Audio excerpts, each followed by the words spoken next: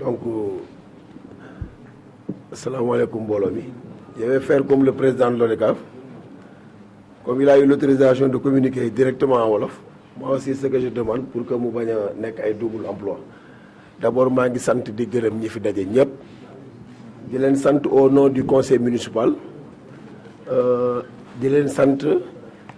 au nom du monde du sport thiessois. Je crois que dans le discours vous constaterez que je peux parler en ces deux qualités. D'abord de maire de la commune de Thiès-Ouest, mais aussi en tant que membre du sport sénégalais et particulièrement du monde du sport thiessois, en ma qualité de président de l'association des entraîneurs éducateurs football du département de Thiès et en ma qualité de vice-président de la même association au niveau national. Donc je crois que li may wax mooy nawetaan problème bi ñu am ak man rek balaa may dugg ci discours bi mooy su ma baaxee ak su ma bonee yëpp mënuñu maa seppi parce que dama bokk ci biir xam nga loolu mooy problème bi gan mën na def défaut nga seppi ko sànni mais koo dëkkal mënuloo ko parce que tey j'avoue que ñi fi nekk ci ñëpp su may wax ci sport Thiès maintenant vous avez constaté que même rajo yi ça fait pas mal de temps du ma ci demati. Même en tant que maire, j'étais consultant de toutes les radios pour les matchs internationaux et des fois délégué aussi par l'association des entraîneurs du Sénégal, de Dakar pour faire le... Mais j'ai constaté que le discours des fois, les gens ne pouvaient pas faire la différence entre le maire qui parle à l'USO ou bien l'entraîneur qui parle.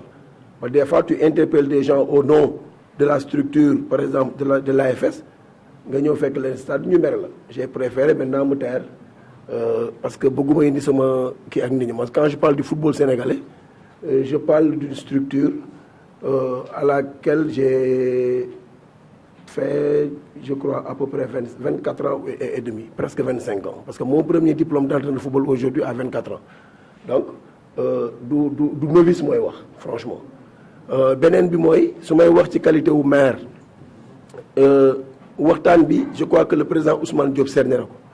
Et je crois que nekk fi di répété waat sax dana kii mais li mu wax rek illustration la pour wax suma grand frère Matar Cissé que du éléphant blanc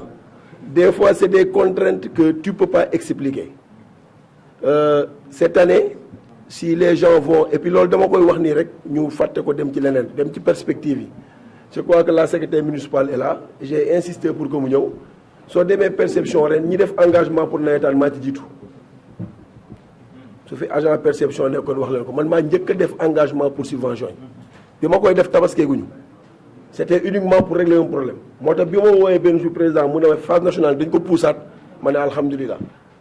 parce que aussi il faut dire que suñ ay manifestation yenn yi bu ñu dajee priorité day am man nag loolu du ma ko wax ñi ki parce que tabaski lu mu dajeel franchement priorité bi pour nit ñi tabaski bi la loolu rek mooy def du leneen mais moi j'étais dans les dispositions comme ni ñu def 2000 c'est à 3 ans de cela 3 années yëpp c'est avec des délégations et cette année aussi président Matar lu tax délégation amul c'est les ASC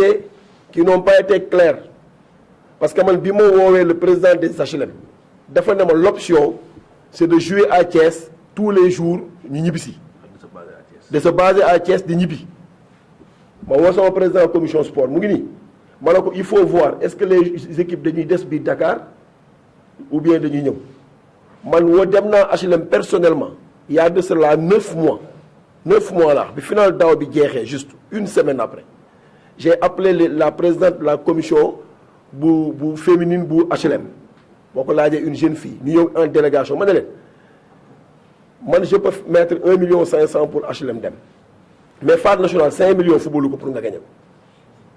mais faites des cartes de membres même man maire ma ñëw biir HLM def lancement bi vous vendez les cartes Thiessois yëpp ku bëgg a participer 1000 francs def vous le faites en 9 mois vous allez voir du ngeen xaar subvention kenn pour dem ba sama bureau je peux sortir la date et tout ñu wax ci ba tënk donc man en ce moment quand je parlais c'était pas le maire mais c'est quelqu'un qui a fait une finale bi xam lan la équipe bi di dund toutes les ASC où je suis passé j'ai fait des finales ak ñoom même quand Grand Thiès gagné sa phase nationale bi ñuy gagné phase nationale yi j'ai participé au séance d'entraînement ba jour final ba entraîneur bi daanu feebar donc j'ai amené l'équipe en finale de phase nationale jaxaaw idem feneen idem donc ku dund final yooyu yëpp dund final coupe du Sénégal avec Walidane en cadet ak yeneen yoo mënul wax donc war nga mën a xam qu'est-ce qui attend les ASC bu ñuy joué ji donc man def naa ASC presque yi ñu yaakaar ni sax mooy ASC yi gën a difficile Thiès Tudduwi R100 club culturel Lat Dior tous ces ASC là Lazare et tout ça mais xam naa ce que ces équipes là investissent pour dem football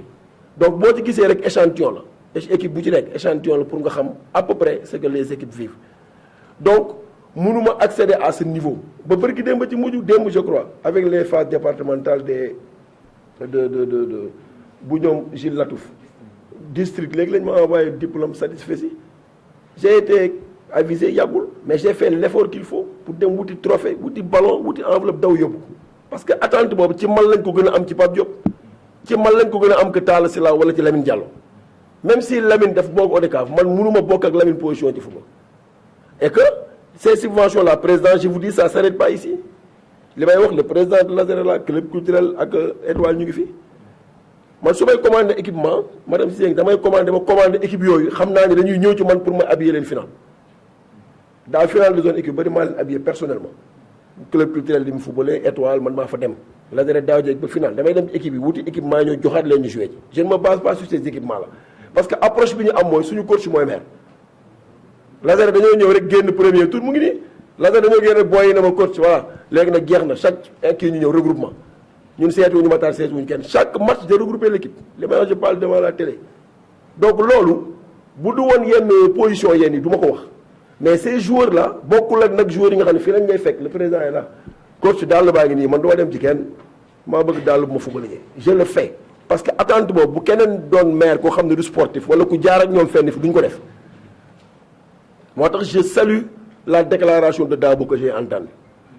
quand il dit que parce que fii loo fi wax rek ñu dégg quand président Ousmane Diop dit que bu ñu dem ci phare national 1 million tey maire moo tax d'accord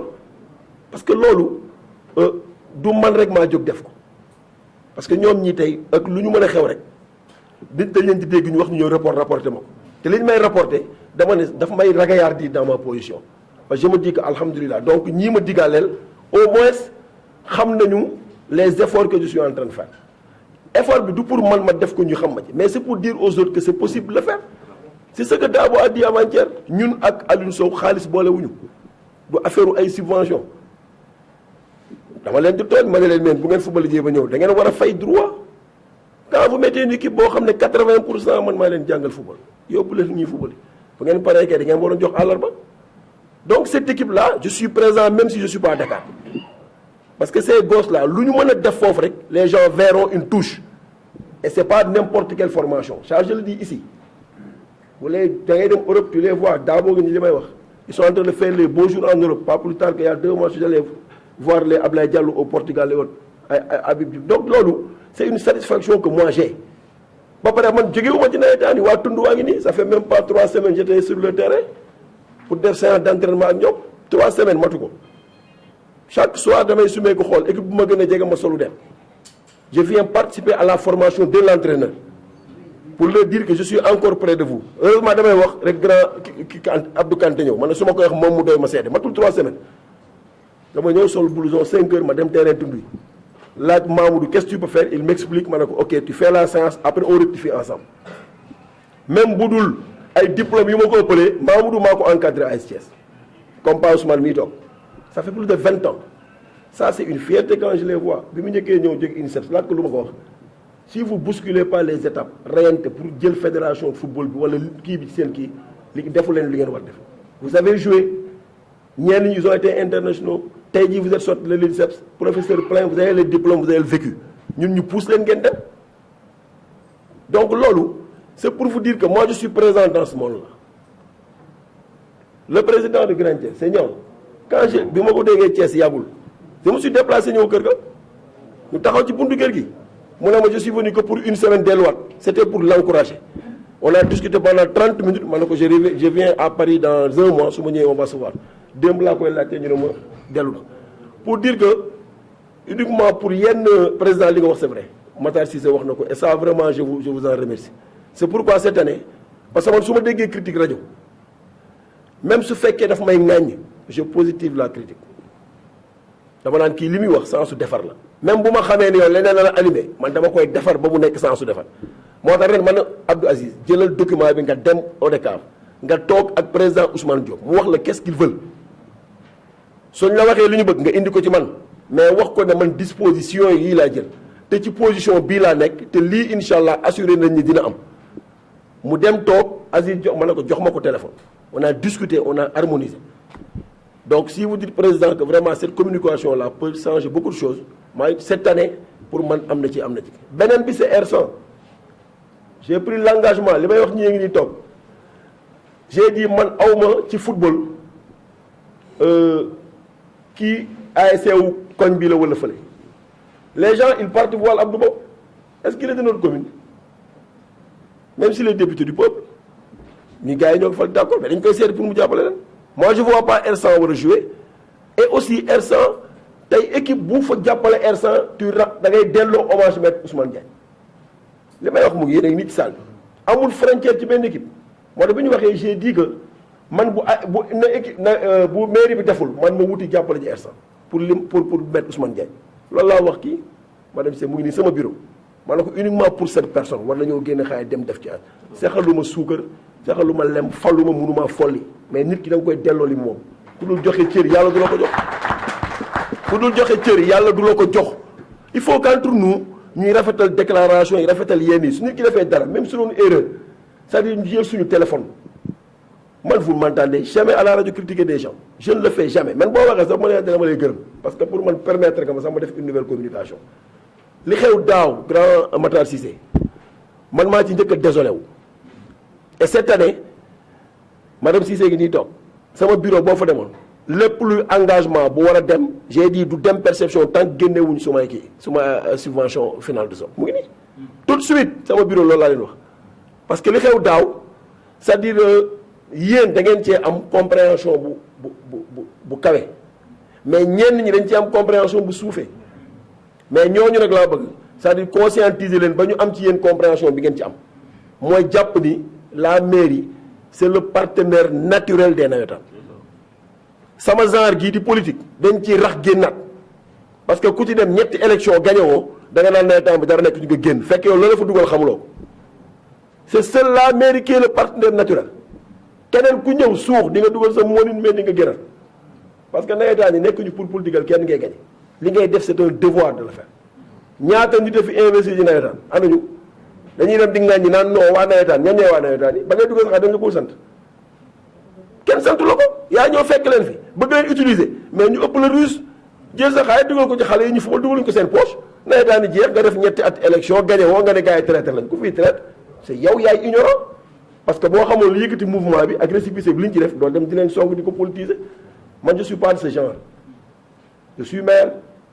par la grâce du Tout-Puissant je suis sous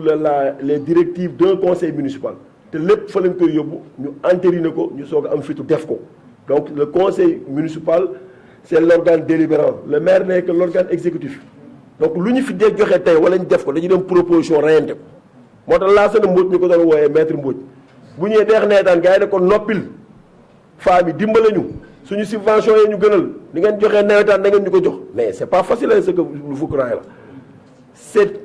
li may wax présidente baa ngi nii nawetaan laaj ko suñu egsi ci affaire u budget du am coow mais bu ñu egsee ci rubrique subvention boo tuddee ASC rek femmes yi takku ñii lu ñu fi def bale sax mënuñu ko kër coow li jóg non baleen ci loolu bu kenn yokk le premier jour que j'ai dit qu'on va donner 1,5 million à Mbour 1 mais j'ai failli sortir de la salle en tant que maire mais yow lan moo la dal Idriss Seck mi nga xam daal rakkaju woon sax ci 500 000 la yam ma ne ko voilà moo tax un tiers soit doit faire plus keneen ñëw def 2 millions def 3 millions mais man awma ci pertement depuis que je suis maire je gagne toutes les années les phares nationales Mbour 1 moo ñu ubbi jig ñu 3 ans Grand Thiès di ko tegal mais man du ma yokkul du ma wàññi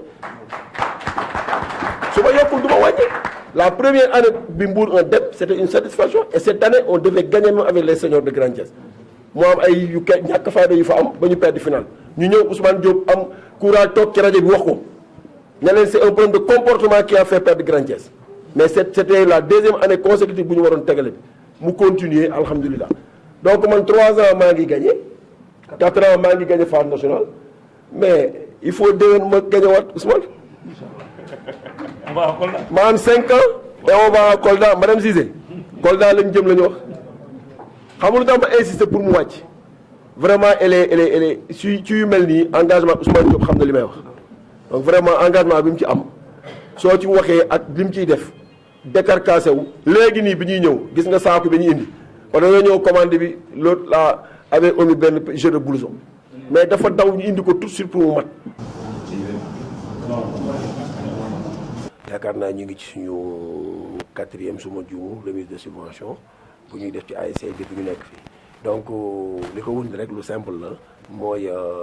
xam nga sport dafa bokk ci compétence yi nga xam ne de jeunesse ak yooyu dañu ko jagleel te bu ñu ko jagleelee nag dafay laaj ñun maire yi fi nekk taxawaay bépp bu ñu mën rek pour ñoŋal activités yi nga xam ne moom la couche yooyu di def pour vraiment ñu gis seen bopp ci institution moo waral at bu nekk ci budget bi dañ ciy dugal lu ñu loo xamante ni dañ leen ko jagleel maintenant liñ ciy dugal nag mën na yokk at bu ne comme it mën na wàññeeku selon mais ñun dañoo ne sabab bi ñu am mooy at bu ne ñu yokk donc moo tax tey nga gis bi ñuy soog a yegg si gis nga li ñu wax ci ñoom ñoo ko waxal seen bopp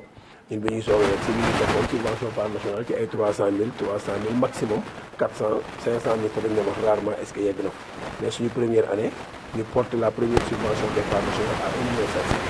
les gens di béykat ñoo mënul nekk ça a été fait donc yàlla def ñu am ci ndax ñu ne même bu doon gagné coupe bi ñu dem deuxième année ñu porté waat ko à 3 millions pour les 2 ASC 1 million 500 pour chaque ASC yàlla def encore Grand Thiès jëlaat coupe bi ñu def 3e année bi ñu defaat ñu récidiver les mêmes subventions ñu gagné coupe bi at bi yàlla defoon ñu am yéene accompagner leen parce que ku la accompagner Ziguinchor accompagner la Kolda accompagner la Kaolack